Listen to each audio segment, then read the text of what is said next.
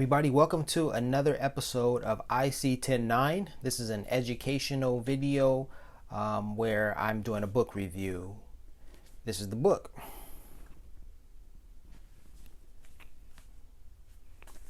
The title of this book is The Man Called Brown Condor, The Forgotten History of an African American Fighter Pilot by Thomas E. Simmons. Let me begin with my overall impression of the book.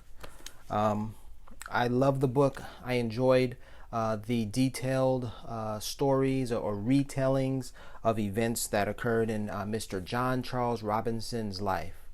I learned a tremendous amount about his legacy, about the challenges he faced throughout his life, and it made for a wholly enriching experience learning about this man's life.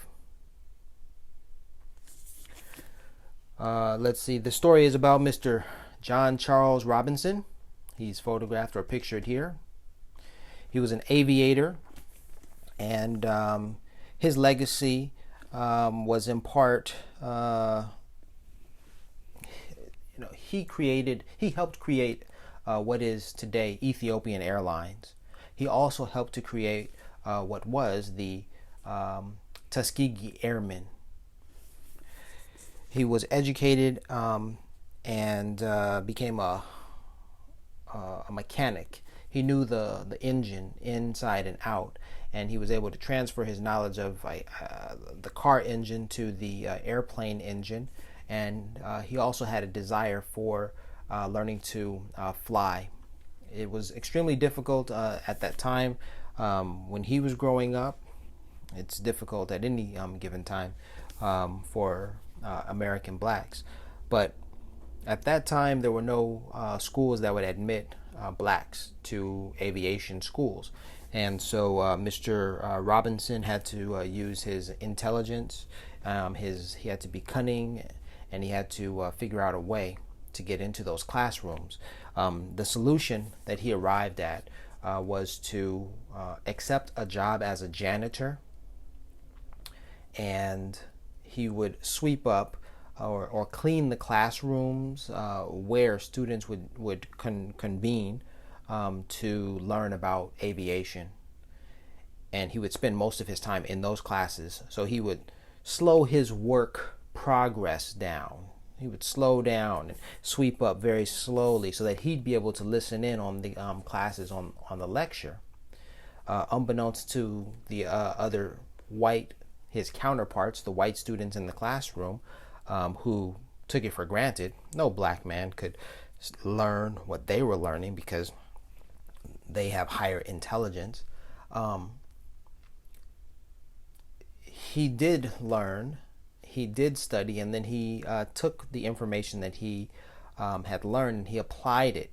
Of course, because these aviation schools were racist and discriminated against blacks and did not admit blacks into their schools, he had to, again, use his intelligence to find ways to find people who had airplanes that he could work on, fix their engines in exchange for opportunities to fly and to put into practice what he had learned in the classroom. Very brilliant man.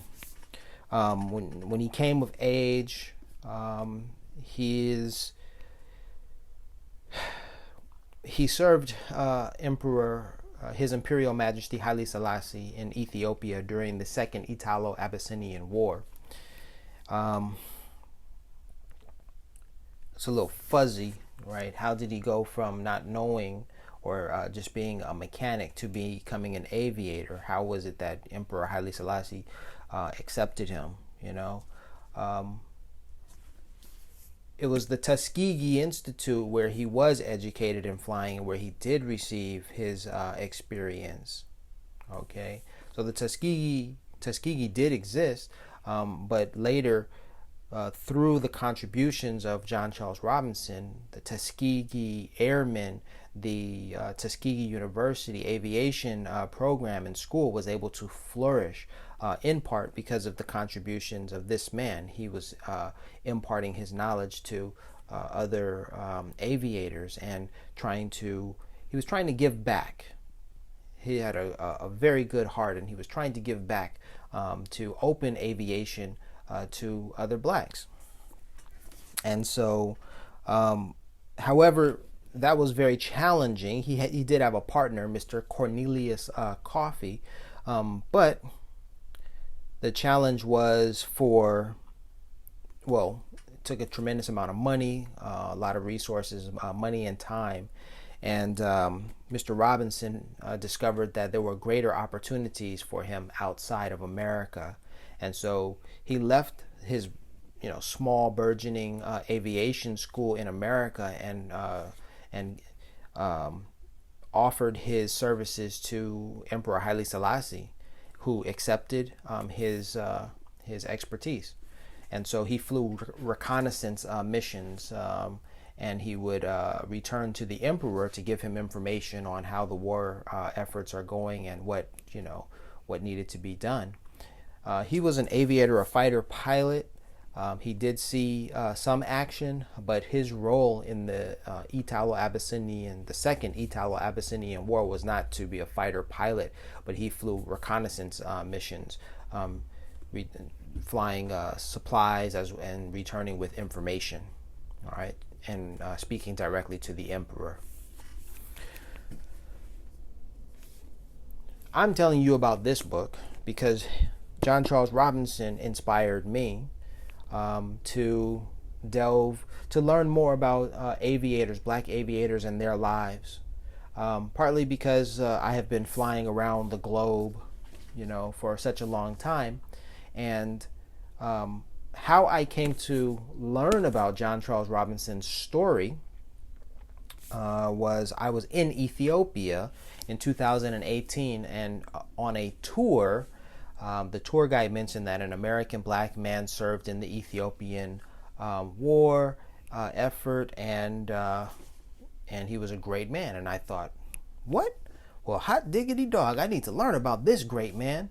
And so I learned more about him, and I just, became fascinated with everything that I learned about him. And I thought, man, we were, no matter what discrimination, racism, or what have you, forced us to suffer and deal with, we always excelled. We always rose to the top.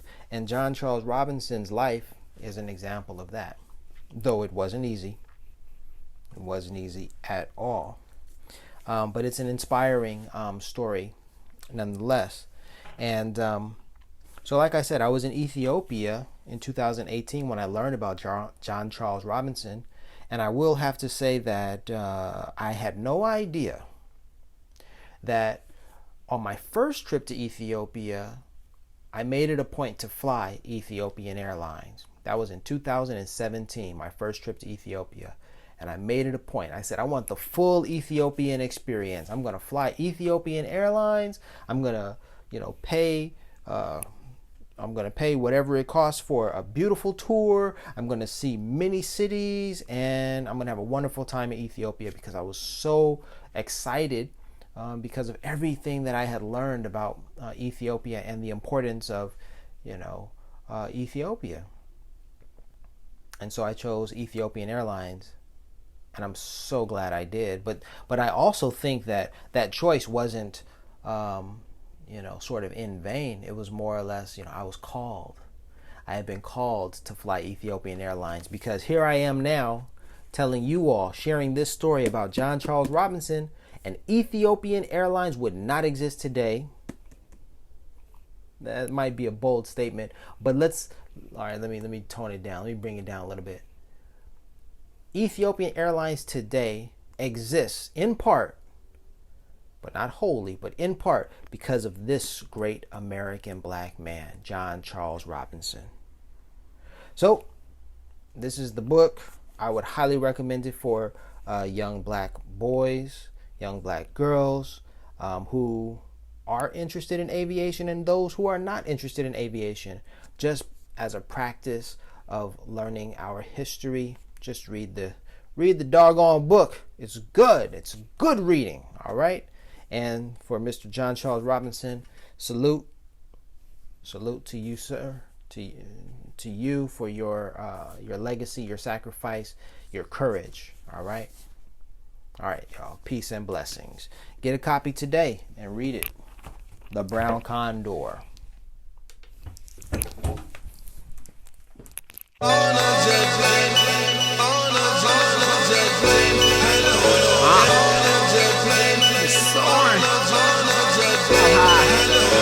Window seat surfing on the wing.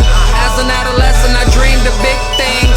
Climbed to the top of the mountain to see the scene. Petty wap don't want me to have anything. I'm the captain, no jet lag.